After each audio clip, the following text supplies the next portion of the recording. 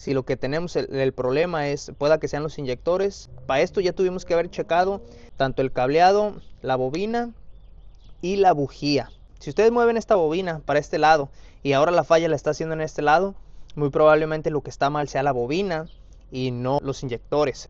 Si agarramos esta y la cambiamos con esta y la falla la sigue haciendo en este mismo cilindro, como les digo, esta, o podemos agarrar cualquier otra, supongamos que esta la ponemos aquí, o esta aquí, o esta aquí, pero siempre la falla es en el cilindro número 1.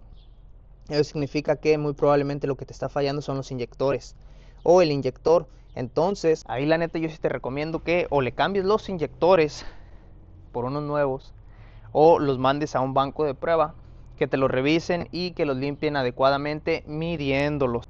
Así que espero estar siendo lo más claro posible.